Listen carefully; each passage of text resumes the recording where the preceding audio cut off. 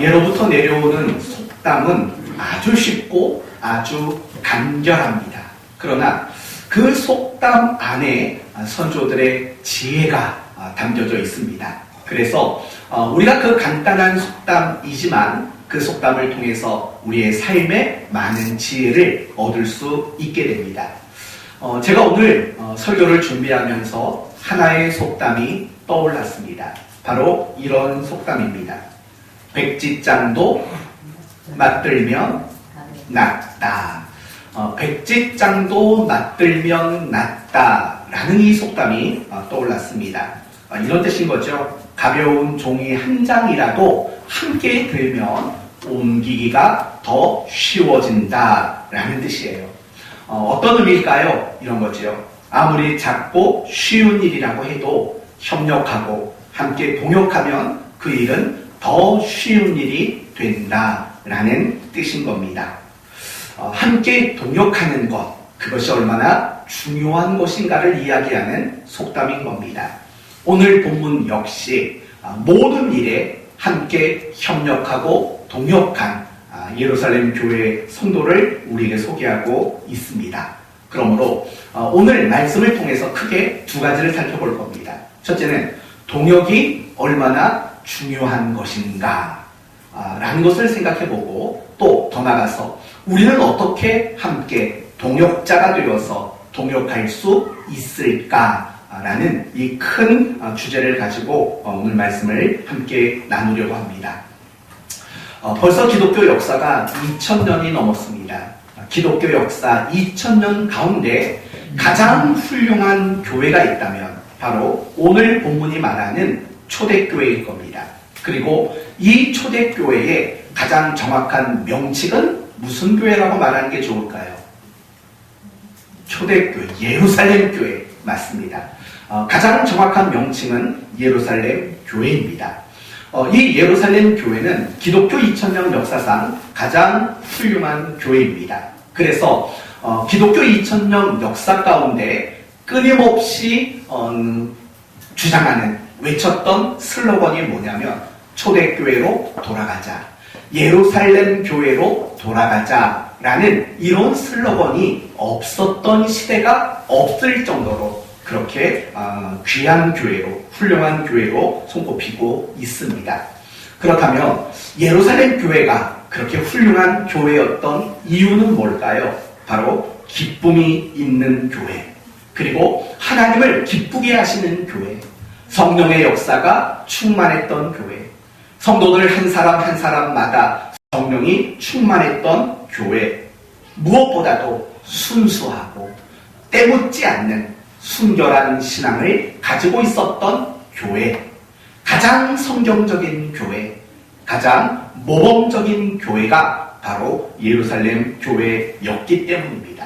그렇다고 해서 이 예루살렘 교회가 완벽한 교회였다라는 말은 아닙니다. 이 세상에 존재하는 모든 교회는, 완전한 교회는 없습니다. 모든 교회가 부족함이 있고 흠이 있고, 그래서 그것 때문에 교회 안에서 아픔도 있고 상처도 있을 수밖에 없는 겁니다.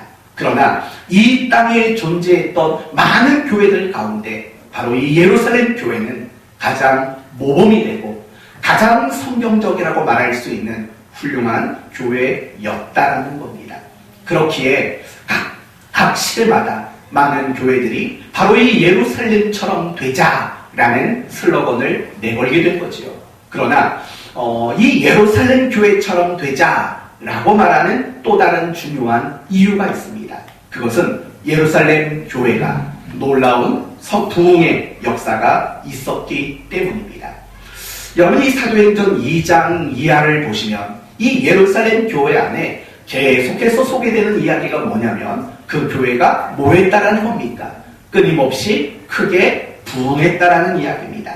예를 들면 오늘 본문 47절도 보시면 마지막 부분에 주께서 구원받는 사람들을 날마다 더하게 하시니, 여러분, 구원받는 사람들, 성도가 갈수록 더해갔다라고 말합니다.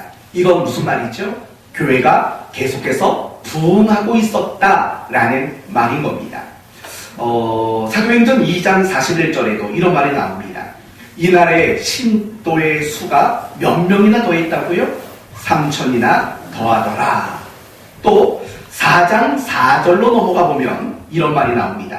말씀을 들은 사람 중에 믿는 자가 많으니 남자의 수가 약 몇 명이더라? 5천이더라.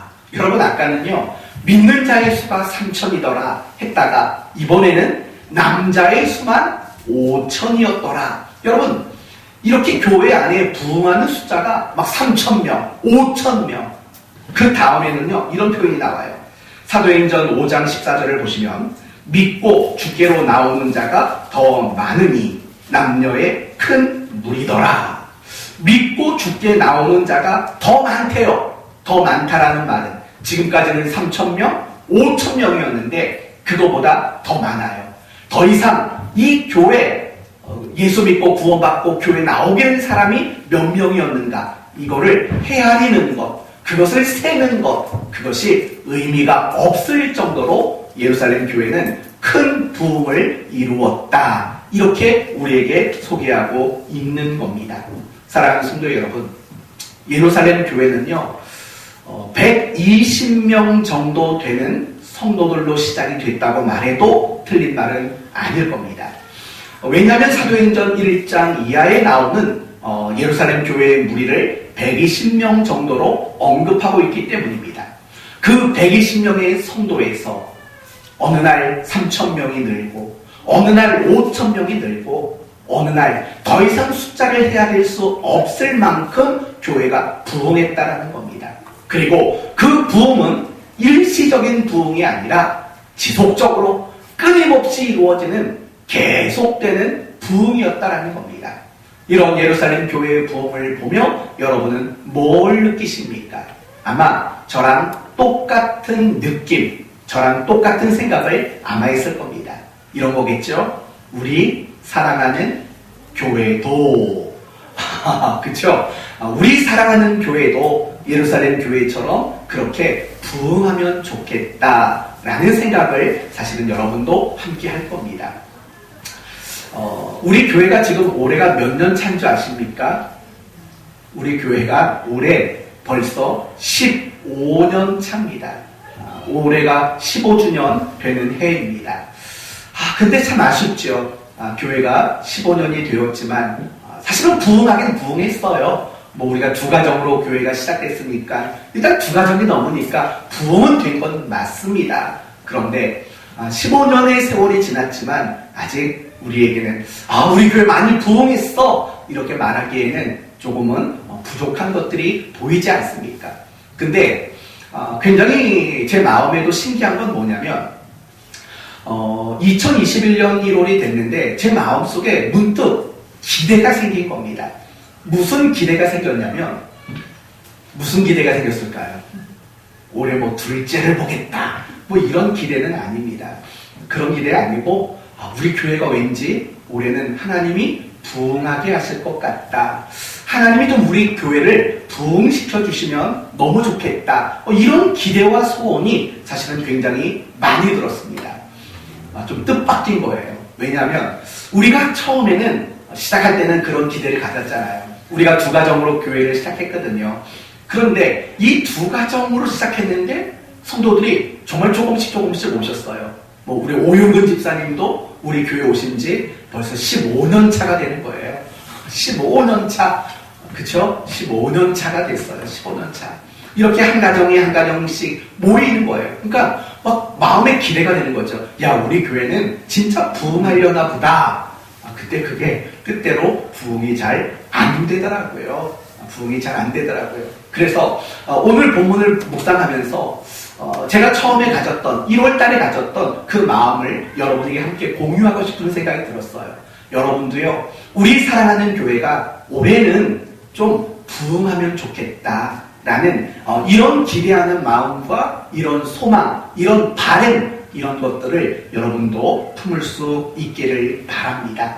그러나 중요한 게 뭐냐면 우리 교회가 부흥하면 좋겠다라는 이런 기대, 이런 소원, 이런 바람, 사실은 이런 거를 가진다고 무조건 교회가 부흥하는 건 아닙니다. 비록 지난 14년 동안 우리 사랑하는 교회가 그런 마음이 없었겠습니까? 교회가 부흥하면 좋겠다라는 이런 기대나 바람을 안 가진 적은 없을 거예요. 물론 처음보다는 조금은 식었겠죠. 그런 마음이. 왜냐하면 이게 연수가 오래되다 보니까 그런 마음은 조금 식을 수는 있습니다. 그러나 그렇다고 해서 교회가 부흥하면 좋겠다라는 그런 기대와 바람과 소원 자체를 안 가져본 적은 없어요. 그러나 그런 기대와 소원을 가졌음에도 불구하고 사실은 부흥은 그냥 이루어지지 않는 겁니다. 왜냐하면 성경의 원칙 때문에 그래요. 제가 얼마 전에도 여러분에게 한번 강조를 한 것 같은데 성경의 원칙은 뭐냐면 뿌린 대로 거둔다가 성경의 원칙이에요. 그래서 성경은 뭐라고 말하냐면 많이 뿌린 자는 많이 거두고 적게 뿌린 자는 적게 거둔다. 이게 바로 성경의 원칙이죠. 이 말을 다른 말로 바꿔 말하면 이런 말이에요. 원인 없는 결과는 없다. 이게 바로 성경의 원칙이에요. 원인 없는 결과는 없어요. 우리 속담 얘기 하나 더 해볼게요. 안이 뗀 굴뚝에 연기 나랴. 여러분, 굴뚝에서 연기가 난다는 것은 필연 뭘 하고 있다는 겁니까? 불을 떼고 있는 거죠. 그쵸? 불을 떼고 있으니까 연기가 나는 거죠. 결국은 원인 없는 결과는 없다는 거예요. 우리가 기대하는 어떤 결과들이 있잖아요. 우리 교회로 말한다면 우리 교회가 부흥하는 일, 이 결과를 우리는 기대한다면 이 결과가 있도록 만드는 무엇이 갖춰져야 하는 겁니까? 이유와 원인이 갖추어져야 하는 거예요. 여러분, 이건 세상의 모든 일들도 마찬가지예요. 내가 우리 은하 장학금 이번에도 받았죠? 봐요. 공부를 얼마나 열심히 박수 한번 칠까요? 네. 그런 거예요. 내가 올해는 장학금 받아야지. 그런 기대만 가진다고 장학금을 받는 건 아니죠. 정말 그만큼 열심히라는 이유와 원인을 갖추어야지만 그런 결과를 만들어내는 거예요. 우리의 사업도, 우리의 직장도, 우리의 가정도, 세상살이 모든 것도 마찬가지예요. 우리가 기대하는 결과가 있다고요. 그 결과를 이루기 위해서는 반드시 그 결과를 만들 수 있는 이유와 원인을 만드는 것, 그것이 대단히 중요한 일이라는 거예요. 예루살렘 교회가 바로 그런 교회였어요. 예루살렘 교회는 부흥했어요.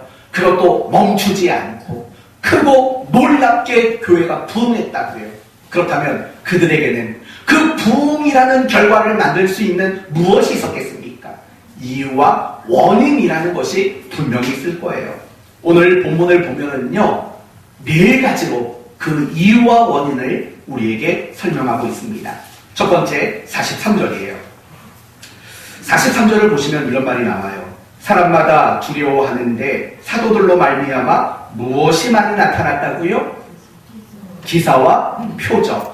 여러분, 이 기사와 표적이라는 말을 다른 말로 쉽게 바꾸면 기적이 일어났다는 거예요. 기적. 예를 들면 병든 사람이 고침을 받고, 불치병자가 낫게, 장애인의 그 장애가 회복이 되는, 이런 놀라운 기적이 일어났다는 거예요. 그러나 중요한 것은 무엇이냐면 지금 여러분에게 말씀드리는 이 기적이라는 것은 단지 기적이지는 않다는 거예요. 무슨 말인고 하니 이런 말이죠. 당시 사도들과 많은 성도들은 믿지 않는 자들에게 복음을 전했어요. 예수 그리스도를 전했다고요. 그 예수 그리스도의 복음을 입증할 수 있는 그 증거로 기적이 일어나고 나타났다는 것이 중요한 거예요. 그게 예루살렘 교회가 부흥할 수 있었던 이유고 원인이었다는 거예요. 사랑하는 성도 여러분, 우리 교회도 마찬가지예요. 우리 교회가 부흥하기 위해서는 증거가 나타나야 돼요. 무슨 증거입니까?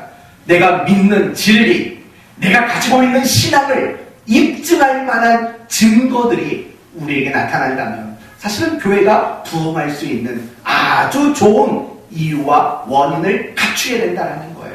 그러나 오늘날 많은 교회들이 전도가 되지 않고 부응하지 못한다고 안타까워한다고요. 어쩌면 그 이유는 이런 거일 거예요. 그들이 믿는 신앙, 그들이 전하는 복음, 그것을 입증할 만한 그 어떤 것도 없기 때문은 아닌가라는 부분을 생각해 봐야 한다고요. 사랑하는 성도 여러분, 여러분 때문에 누군가가 구원받기를 원하신다면 꼭 기억하세요. 여러분이 믿는 진리, 여러분이 가지고 있는 그 신앙을 증명해낼 만한 뭔가가 여러분에게 있어야 돼요. 그게 꼭 기적은 아니어도 돼요. 여러분의 말 한마디, 여러분의 행동 하나하나가 여러분이 가지고 믿는 진리와 신앙을 증명할 수 있는 것으로 만드는 것이 필요하다는 거예요. 여러분이 아무리 누군가에게 예수 믿고 천국 가십시오 라고 말해도 그 사람들이 그 말을 받아들이지 않는 이유는 여러분이 말하는 그 말을 입증할 만한 어떤 증거들이 없기 때문은 아니겠습니까? 그러므로 우리는 이 예루살렘 교회 성도들처럼 우리가 믿고 우리가 전하는 그 복음을 입증할 만한 삶을 만들어내는 것, 그 일에 정말 충실할 수 있는 성도가 되어야 합니다.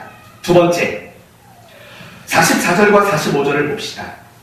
44절을 보시면 믿는 사람이 다 함께 있어 모든 물건을 서로 통용하고 또 재산과 소유를 팔아 각 사람의 필요를 따라 나눠주며 라고 말을 한다고요.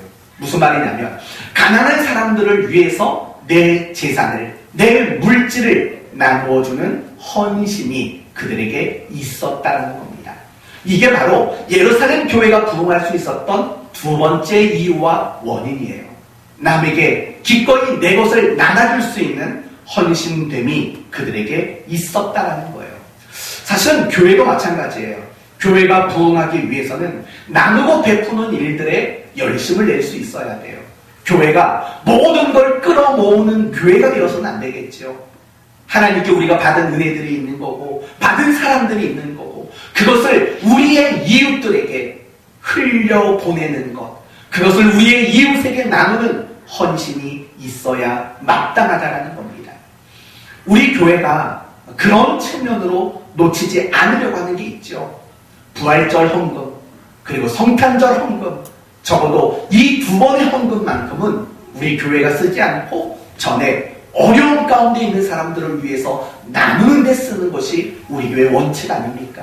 교회는 항상 그래야 돼요. 나누셔야 돼요. 그러나 이렇게 누군가에게 뭔가를 나누는 것을 물질로만 생각하지 마십시오. 여러분의 마음도 있어요. 여러분이 가지고 있는 어떤 재능이라는 것도 있어요. 그런 것들을 여러분의 이웃을 위해 나눈다면 예루살렘 교회가 부흥한 것처럼 그런 일들이 우리에게 또한 일어날 겁니다. 세 번째, 46절 말씀을 보시면 날마다 마음을 같이하여 뭐에 힘썼다고요? 성전에 모이기를 힘쓰고 집에서 떡을 떼며 기쁨과 순전한 마음으로 음식을 먹고, 간단히 말하면 이 구절은요, 그들의 모임이 열심히 있었다는 걸 말하는 거예요. 크게 두 가지 모임을 말해요. 첫째는 어디에서 모였나요? 성전에서 모였어요. 그리고 또 하나는 어디에서 모였나요? 집에서 모였다라는 거예요. 그러니까 이걸 이런 식으로 오늘날로 바꿀 수 있는 거예요. 대그룹 모임인 공적인 예배에 그들이 함께 모이는 일에 열심을 냈고, 또 하나는 소그룹 모임, 그들이 각 가정마다, 그러니까 우리가 요즘에 무슨 구역 예배니 목장 모임이 이런 걸 갖잖아요. 그런 소그룹 모임에 대한 열심이 그들에게도 있었다라는 겁니다. 열심히 모였다라는 겁니다. 이것이 예루살렘 교회가 부흥할 수 있었던 세 번째 이유와 원인입니다. 마지막 네 번째는 47절에 나옵니다. 47절. 하나님을 찬미하며 또 온 백성에게 무엇을 받으니? 칭송을 받으니. 네 번째 이유와 원인은 당시 예루살렘 교회와 성도들이 믿지 않는 사람들에게 존경과 칭찬을 받았기 때문이다, 이렇게 말하고 있는 거죠. 물론 예루살렘 교회와 성도들이 가지고 있는 신학과 신앙이라는 이유로는 박해와 미움을 받았습니다. 왜냐하면 당시 유대교 신자들은 예수님은 메시아가 아니라고 여겼기 때문이죠. 그러나 예루살렘 교회와 성도들이 외치는 신학과 신앙은 무엇입니까? 예수가 그리스도시고 구주이시고 주이시다, 이런 거잖아요. 그러니까 신학, 신앙, 이런 이유로는 교회와 성도들은 늘 미움을 받을 수밖에 없었던 거예요. 그러나 중요한 것은 무엇이냐면 그 신학과 신앙이 아닌 그들의 모습을 보면 칭찬할 수밖에 없었다라는 거예요. 당시 문헌을 보면 당시 유대 총독이었던 사람이 그 당시 로마 황제에게 편지를 썼던 내용이 있어요. 뭐라고 편지를 쓰냐면 이렇게 편지를 써요. 예수 믿는 신자들은 법 이상을 살아내는 사람들입니다, 라는 이런 편지를 썼다라는 거예요. 무슨 말인지 아시겠어요? 그들이 지키는 그 법보다도 더 수준 높은 법을 지키는 사람이라는 거예요. 칭찬받는 사람, 존경받는 그런 모습이었다라는 거예요. 여러분, 교회가 부흥하기 위해서는 반드시 이게 필요해요. 우리의 이웃들에게 교회는 칭찬을 받아야 돼요. 우리의 사회, 이 사회에서 교회는 존경을 받는 대상이 되어야 돼요. 어저께 제가 뉴스를 보다가, 신문을 보다가 정말 충격적인 기사 하나를 봤어요. 그건 뭐냐면 이런 거예요. 대한민국 사람들이, 한국 국민이 교회에 대한 신뢰도를 얼마나 가지고 있는가, 이거에 대한 여론조사가 나온 거예요. 처참했어요. 얼마 전까지만 해도 한국 교회에 대한, 기독교에 대한 신뢰도가 20%는 됐어요. 그런데 요번에 발표된 내용을 보니까 8%로 아주 그냥 급락했어요. 10명 중에 8%면 몇 명이죠? 100명 중에 8명 밖에는 기독교를 신뢰하지 못하겠다라는 거예요. 그러니까 10명 중에 9명은 기독교를 믿지 못하겠대요. 신뢰하지 못하고 존경하지 못하게 됐대요. 그만큼 지금 한국 교회는 비난의 대상이 됐고 아주 나쁜 여론의 대상이 되고 말았다고요. 혹시 이런 상황이 여러분은 억울하게만 생각이 드시나요? 사실 억울할 것까지는 없어요. 그만큼 우리가 존경과 칭찬을 받을 만한 그런 모습들이 부족했던 것이 사실이기 때문인 거예요. 다시 돌아온다면 예루살렘 교회가 부흥할 수밖에 없었던 원인은 결국은 칭찬을 받았다는 거예요. 불피로 신학이나 어떤 신앙의 내용을 가지고는 반대와 미움을 당했지만 그들이 말하는 거, 그들이 행동하는 거, 그들이 살아가는 삶의 모습을 보면 존경할 수밖에 없고 칭찬할 수밖에 없는 그런 모습들이었기 때문이라는 거예요. 저는 지금까지 여러분들에게요, 예루살렘 교회가 부흥할 수밖에 없었던 이유 4가지를 말씀드렸어요. 첫째는 뭐라고 말했습니까? 그들이 믿는 신앙이 입증될 만한 것이 있었다는 거죠. 또 두 번째는 무엇이었죠? 가난한 자들에게 무엇인가를 나누어주는 헌신이 있었다고 했어요. 세 번째는 무엇이었어요? 그들이 열심히 모였어요. 예배에 모이고 작은 소그룹에 모이는 이런 모임에 대한 열심이 있었어요. 마지막 4번째는 뭐였나요? 그들이 칭찬과 존경을 받는 모습이 있었다고 말했어요.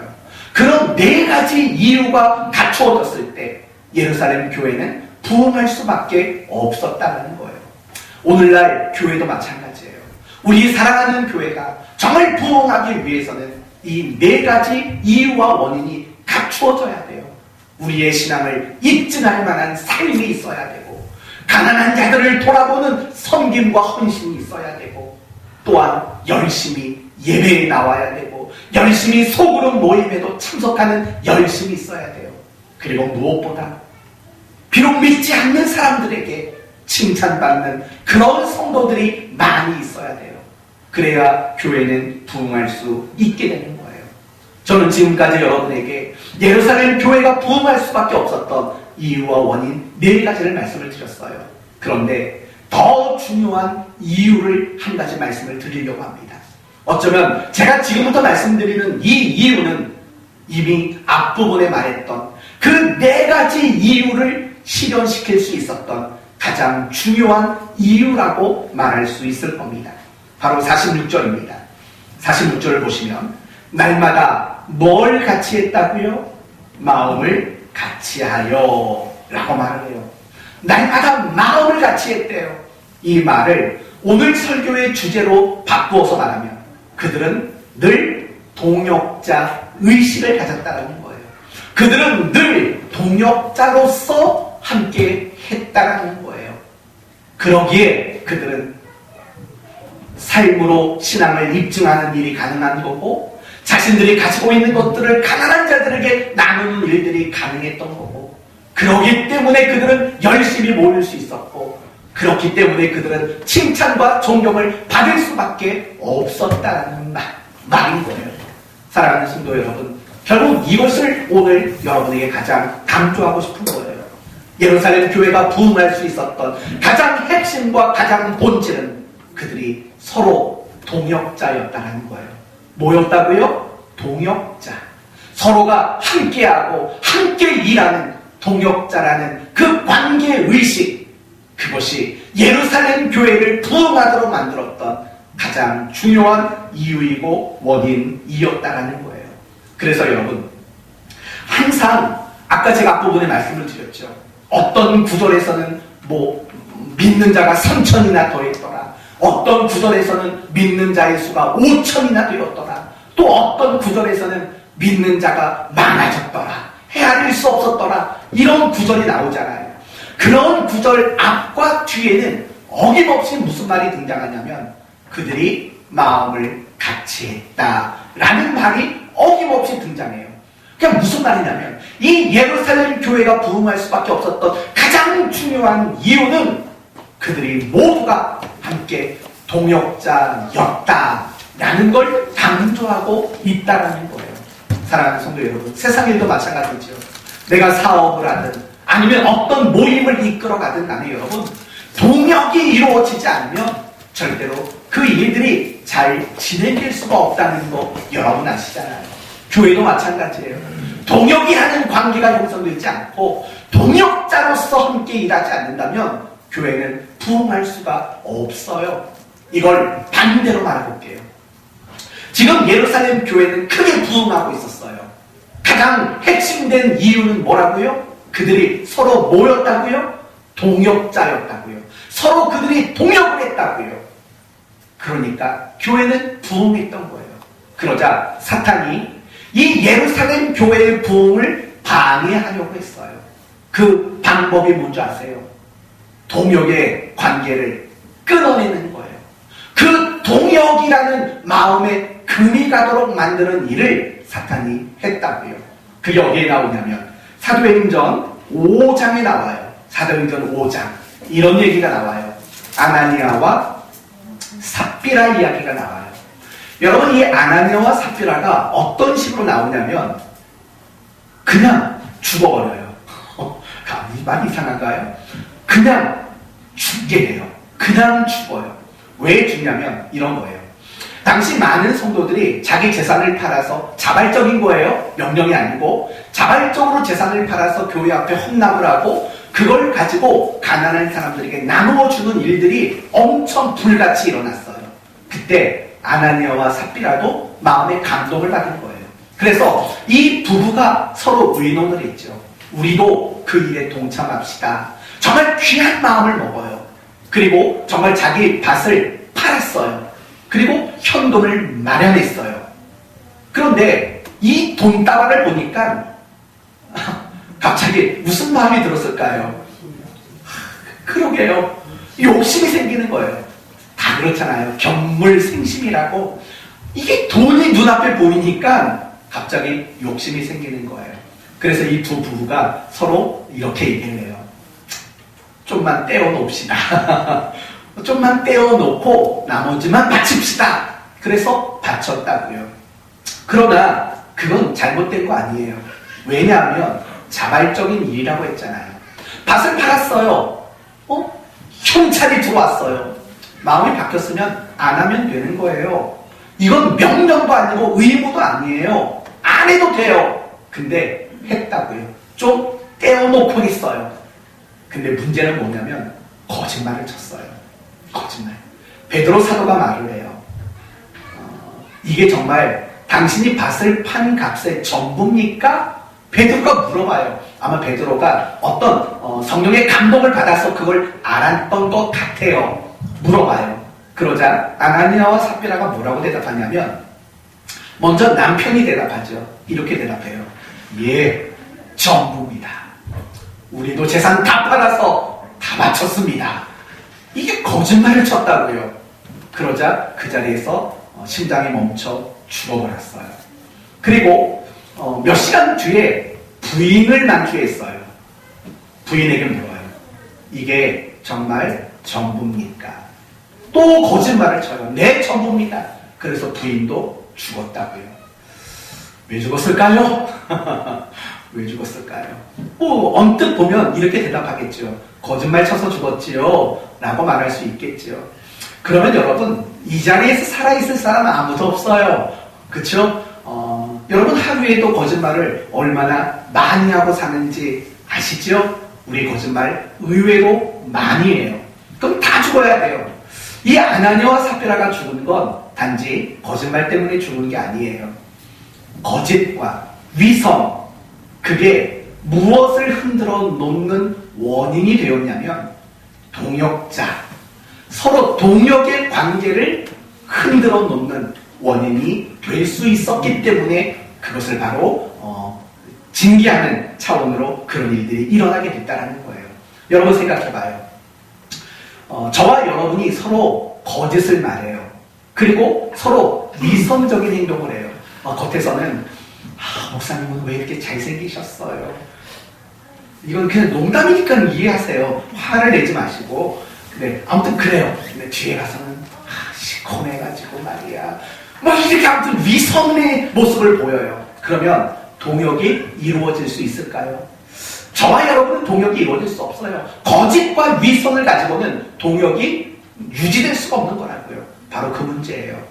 사탄은 아나니아와 삽비라의 마음에 거짓과 위선의 마음을 갖도록 만들었다고요. 그래야지만 무엇이 깨지니까? 동역의 관계가 깨어지니까. 그 동역의 관계가 깨어지면 결국 예루살렘 교회도 부흥이 멈추고 병들 수밖에 없으니까. 사탄은 그런 방법이라고요. 그런데 교회가 그걸 이겨내요. 다시 더 동역의 관계로 끈끈하게 묶여지게 돼요. 그러자 교회는 더 크게 부흥하게 된 거죠. 사탄이 가만히 있었겠어요? 이번에 사도행전 6장으로 넘어가 보면 사탄이 무슨 일을 하냐면 성도들 사이에 서로에 대한 원망을 갖도록 만드는 일이 나와요. 여러분, 예루살렘 교회는 두 종류의 신자들이 있었어요. 첫째는 히브리파 신자들이 있었어요. 둘째는 헬라파 신자들이 있었어요. 그리고 중요한 건 뭐냐면 이 예루살렘 교회의 리더들은 모두 다 히브리파 사람들이었어요. 그리고 이 예루살렘 교회가 정말 열심히 했던 게 뭐냐면 구제하는 일, 가난한 사람들 나눠주고 과부들에게 먹을 걸 주는 이 일들을 예루살렘 교회는 정말 중요한 일로 열심히 했다고요. 그런데 여러분 생각해봐요. 리더들이 다 누구였다고요? 히브리파 사람들이라고요. 그러니까 인간이기 때문에 어떤 일이 생기겠어요? 당연히 과부에게 먹을 걸 나눠줄 때 누구에게 먼저 나눠주겠어요? 히브리파 사람들에게. 팔을 원래 안으로 먹잖아요. 내가 아는 사람, 나랑 가까운 사람 먼저 챙겨주고 싶잖아요. 그런 일이 일어난 거예요. 그러다 보니까 어떤 문제가 생겼냐면 헬라파 과부들은 늘 못 받는 일들이 많이 생기게 된 거예요. 그러니까 이 헬라파 성도들이 불평을 갖기 시작했어요. 히브리파 성도들을 향해서 원망하는 마음을 갖기 시작했다고요. 여러분 생각해봐요. 원망과 불평, 서로에게 그걸 가졌다는 것은 뭐가 깨지고 있는 거예요? 동역의 관계가 깨어지고 있다는 말인 거예요. 사탄은 그런 방식이라는 거예요. 그때 히브리파 리더들이 모든 걸 양보해요. 그래서 동역을 지켜내요. 그랬더니 교회가 엄청나게 부흥하게 된다고요. 또 더 놀라운 건 뭐냐면 이제 사도행전 10장으로 쭉 넘어가 보면 이런 일이 일어나요. 유대인 교회였던 예루살렘 교회와 이방인 교회가 서로 손을 잡는 일들이 나요. 그러니까 지금까지는 유대인 성도들끼리 동역을 했다고요. 왜냐하면 아직 그때까지는 이방인에게 복음을 전하는 일들이 생소하고 꺼려지는 일이었으니까. 그런데 사도행전 10장으로 넘어가 보면은요, 이제 이방인들에게 복음이 증거되어지고 이방 땅에 교회가 세워지기 시작해요. 그러다가 이 유대인 교회와 이방인들의 교회가 서로 동역의 관계를 맺게 돼요. 그래서 시작되는 게 뭔지 아세요? 바울의 1차, 2차, 3차 로마 전도 여행이 시작되어서 정말 땅끝까지 복음이 증거되어지는 놀라운 부흥이 불빛처럼 일어나는 일들이 일어나게 된다고요. 예루살렘 교회 안에서 동역이 일어났을 때도 부흥이 일어났고, 예루살렘 교회와, 그러니까 유대인 교회와 이방인 교회가 동역을 맺었을 때 더 놀라운 부흥이 일어난 것. 결국은 이 모든 부흥의 원인들은 항상 동역이었다라는 것을 우리는 보게 된다는 거예요. 사랑하는 성도 여러분, 여러분은 바울이 얼마나 위대한 선교사인지 아실 겁니다. 그러면 또 그는 굉장히 위대한 선교적 업적도 이루어낸 사람이에요. 어떻게 그게 가능했을까요? 그 사람 개인의 실력과 능력이 탁월했기 때문일까요? 그건 아닙니다. 그럼 이유가 뭐예요? 한마디로 말하면 바울에게는 정말 바울을 아끼고 사랑하는 신실한 동역자들이 정말 많았기 때문이에요. 바나바, 디도, 디모데, 에바브로 디도, 마가, 요한, 그리고 베베. 뿐만 아니라 로마서 16장 4절을 보면 이런 구절이 나와요. 그들은 내 목숨을 위하여 자기들의 목까지도 내놓았나니. 바울을 위해서 자기들의 목숨까지 내놓은 부부가 있대요. 그 부부의 이름 혹시 아세요? 브리스가와 아굴라. 이 부부는요, 평생 바울 곁에서 바울을 위해 자신들의 목숨까지도 내놓을 수 있는 동역자로 살았던 사람이라고 바울이 그렇게 이야기를 하고 있는 거예요. 뿐만 아니라 로마서 16장을 보면은요, 바울이 자기 동역자들의 이름을 기록을 하는데 몇 명을 기록하냐면 35명이나 되는 이름을 기록해요. 로마서 16장 그 한 장 안에만 바울의 동역자가 5명이나 그 이름이 기록되고 있다는 거예요. 바로 이 부분이에요. 우리는 바울의 위대함을 바울 그 한 사람에게서만 이유를 찾는다고요. 그게 아니에요. 정말 바울이 그렇게 위대한 선교사가 되고 위대한 선교적 업적을 만들 수 있었던 이유는 그 곁에 정말 신실한 동역자들이 너무나도 많았던 거죠. 그러니까 이렇게 말하는 게 맞아요. 바울이 이루어낸 업적이 아니라 바울과 그의 동역자들이 함께 동역을 통해 이루어낸 업적이다. 이렇게 말하는 것이 더 바람직한 이야기일 겁니다. 바로 이런 거예요. 우리 사랑하는 교회도 여러분에게 이런 얘기 많이 하지 않았지만 꼭 기억하십시오. 우리 사랑하는 교회를 아끼고 사랑하는 우리 교회 밖에 있는 동역자들이 얼마나 많은지 여러분 잊지 마셔야 돼요. 가끔씩 제가 스스로 제 자신에게 이렇게 물어봐요. 만약에 당신이 다시 개척을 한다면, 그리고 처음 개척했을 때처럼 두 가정으로 개척을 시작한다면 다시 시작할 수 있겠느냐? 이런 질문이 가끔씩 제 안에 있어요. 제가 뭘 하고 제 마음에 대답을 했을까요? 글쎄. 그런데 우리 교회가 개척하는 그 과정을 보면 사실은 정말 감사한 건 뭐냐면 동역자들이 너무 많았어요. 우리 교회가 정말 두 가정으로 시작하니까 경제적으로도 어려웠잖아요. 그런데 정말 많은 동역자들이 매달 우리 교회 월세를 다 지불해주고 한 그 일들이 몇 년을 이루고 심지어 15년이 된 지금까지 동역자들이 우리 교회를 돌아보고 물질로 섬겨주는 이런 분들이 얼마나 많은지 몰라요. 사랑하는 성도 여러분, 교회는 실력으로 세워지는 데가 아니에요.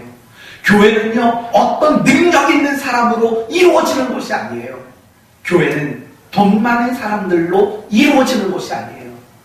교회는 오직 동역으로만 세워지고 동역으로만 부흥하는 곳이라는 사실을 우리는 잊지 말아야 되는 거예요. 하나님의 일하심의 원칙을 혹시 아십니까? 하나님은 어떤 일을 하시든 두 가지 원칙을 가지고 일하세요. 첫째는 하나님이 우리를 통해서 일하신다라는 원칙이에요. 창세기 1장 말씀을 보시면 이런 말이 나와요. 하나님이 인간에게 하시는 말씀이에요. 하나님이 그들에게 복을 주시며 하나님이 그들에게 이르시되 생육하고 번성하여 땅에 충만하라. 땅을 정복하라. 바다의 물고기와 하늘의 새와 땅에 움직이는 모든 생물을 다스리라.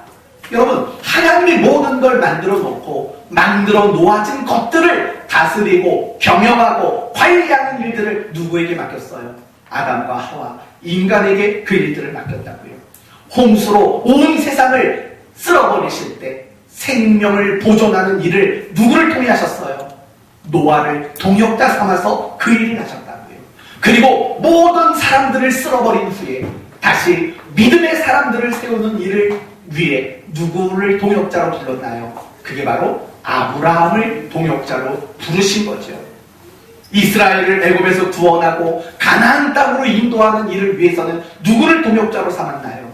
모세와 여호수아를 동역자로 삼았다고요.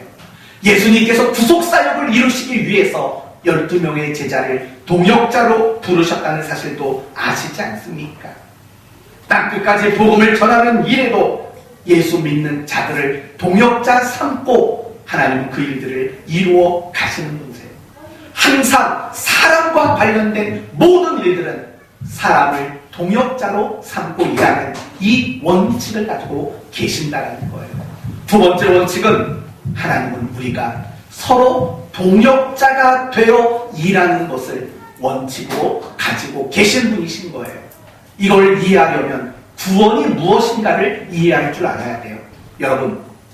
여러분은 구원이 뭐라고 생각하십니까?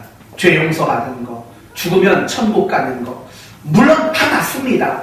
그것도 구원이에요. 좋은 구원의 내용이에요. 그러나 이상하게도 사도 바울이 기록한 성경에서는 구원을 단지 죽으면 천국 가는 것으로 말하지 않아요. 뭐라고 설명하냐면 고린도전서 12장에서는 예수 그리스도를 머리로 해서 무엇을 이룬 것? 우리 모두가 한 몸을 이룬 것을 구원이라고 말해요. 또 에베소서 2장에서는 예수 그리스도가 머릿돌이 되어서 지어진 한, 이거 맞추면 빵돌, 한 성전, 그걸 구원이라고 말해요. 여러분 한번 잘 생각해봐요. 예수 그리스도를 머리로 한 몸, 예수 그리스도가 주춧돌로 된 한 성전이라는 말은 결국 다 같은 뜻인 거예요. 뭐죠? 바로 예수 그리스도의 비전을 따라 사역을 위해 함께 동역자로 부름받았다라는 말인 거예요. 그러니까 구원이라는 말은 단지 죄의 용서나 아니면 죽으면 천국 가는 것이 구원의 전부가 아니라 그것은 우리의 영적인 것이고 내면적인 것이라면 우리의 실질적인 구원의 모습은 함께 동역자로 묶여진 것, 그게 바로 성경이 말하는 구원의 굉장히 중요한 의미라는 거예요. 그렇기 때문에 하나님은 항상 우리가 동역이라는 방법으로 일하는 걸 기뻐하시는 분이라는 거예요. 예를 들어 봅시다. 우리 교회에 100만 원이 필요합니다. 어떻게 하시겠습니까? 어떻게 하시겠습니까? 목사님, 제가 하겠습니다. 이건 좋은 교회가 아닙니다. 물론 여러분 가운데 우리 교회가 100만 원이 필요하다면 제가 기꺼이 하겠습니다 라고 하실 분이 분명히 계셔요. 다들 그럴 거예요. 그러나 그건 좋은 교회가 아니에요. 정말 좋은 교회는 교회가 100만 원이 필요하다면 10명이 10만 원씩 하는 게 진짜 좋은 교회예요. 더 좋은 교회는 100명이 10,000 원씩 하는 게 진짜 좋은 교회예요.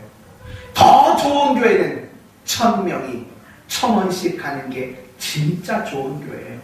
더 좋은 교회는 10,000명이 100원씩 하는 게 진짜 좋은 교회예요.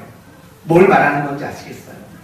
나 혼자 어떤 한 사람, 어떤 한두 사람만 그 일을 위해 일하는 게 아니라 모두가 함께, 그게 크고 작은 건 중요하지 않아요. 함께 하는 것, 동역으로 일하는 원칙을 가진 교회, 그런 교회가 가장 훌륭한 교회라는 거예요. 무슨 말인지 아시겠죠? 그러면 이런 질문을 꼭 하셔야 돼요. 하나님이 왜 우리가 동역이라는 방법으로 일하기를 원하실까? 예를 들면 조금 전에 여러분에게 말했듯이 우리 교회가 100만 원이 필요해요. 기꺼이 할 수 있잖아요. 근데 그 방법 하나님은 원하지 않으신다고요. 정말 교회가 100만 원이 필요할 때 100명이 10,000원씩 하는 걸 하나님은 원하신다고요. 동역으로 그 문제를 해결하기를 원하신다고요. 이유가 뭔지 아세요? 그래야 하나님의 역사를 모두 경험해요. 그래야 하나님이 일하시는 것을 모두가 함께 공유할 수 있기 때문이에요. 그렇지 않을까요? 나 혼자, 내 어떤 한 사람이 제가 혼자 100만 원 하겠습니다 하면 정말 하나님의 일하심과 하나님의 역사는 그 한 사람밖에 경험 못하는 거예요. 그러나 10,000원씩, 1,000원씩 그렇게 함께 동역하며 일을 한다 보면 그 500원, 그 1,000원, 그 10,000원 함께 동역한 사람들 모두가 사실은 하나님을 다 경험하고 하나님의 일하심을 모두 경험할 수 있기 때문이라는 거예요. 사랑하는 성도 여러분, 너무 멀리 돌아왔어요. 오늘 이 말씀을 통해서 여러분과 함께 나누고 싶은 것은 바로 이거예요.